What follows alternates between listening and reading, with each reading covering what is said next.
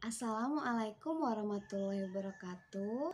Bertemu kembali dengan saya Ibu Suci pada mata pelajaran Wawasan Ekologi kelas 12. Nah, pada pertemuan kali ini Ibu akan menyampaikan materi mengenai keanekaragaman hayati. Anak-anak pernah mendengar istilah keanekaragaman hayati? Apa itu keanekaragaman hayati? Keanekaragaman hayati merupakan keberagaman makhluk hidup yang dapat diketahui melalui observasi berdasarkan perbedaan ciri-cirinya. Keanekaragaman hayati dapat dikelompokkan ke dalam 3 bagian, yaitu keanekaragaman hayati tingkat genetik, kemudian keanekaragaman hayati tingkat spesies, dan keanekaragaman hayati tingkat ekosistem. Oke. Nah, keanekaragaman hayati tingkat genetik ini terjadi karena susunan gen yang berbeda, kemudian memunculkan variasi antar individu atau spesies. Kemudian menyebabkan tidak ada individu yang sama persis, sama seperti halnya kalian dengan saudara misalnya tidak sama persis walaupun ibu dan ayahnya sama. Jadi dalam tingkat keanekaragaman hayati tingkat gen itu tidak ada yang sama persis.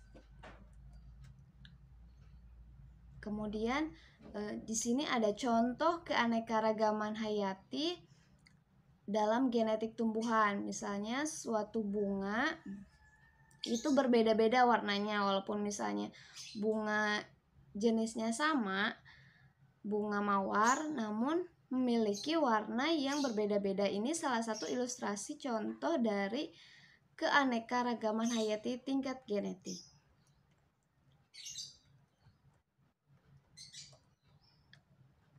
Kemudian selanjutnya keanekaragaman hayati tingkat spesies. Setiap jenis terbentuk atas pengaruh kandungan genetik dengan habitatnya, menunjukkan adanya jumlah dan variasi jenis organisme. Contohnya keanekaragaman hayati tingkat spesies ini misalnya pada famili Araceae atau palem-paleman. Di sini ada contohnya aren, kelapa, pinang, dan nipah. Itu merupakan tumbuhan yang masih satu keluarga, namun di sini sangat terlihat perbedaan jenisnya. Misalnya untuk pohon aren itu lebih menyukai hidup di pegunungan. Kemudian untuk kelapa di wilayah pantai, pinang di tempat yang kering, dan nipah di tempat yang basah di sekitaran hutan mangrove. Keempatnya menempati habitat yang berbeda walaupun masih satu famili, yaitu Araceae. Selanjutnya keanekaragaman tingkat ekosistem, menggambarkan jenis populasi organisme dalam suatu wilayah. Ditunjukkan dengan adanya perbedaan faktor abiotik dan ditunjukkan juga oleh populasi organisme. Macam-macam ekosistem di dunia seperti sudah dibahas di kelas 11. Nah, di sini ada ekosistem hutan hujan tropis, sapana, hutan gurun, dan padang rumput. Kemudian lagi ada hutan tundra, terumbu karang. Nah, masih banyak lagi yang lainnya ya contohnya. Nah, kemudian apa manfaat dari keanekaragaman hayati?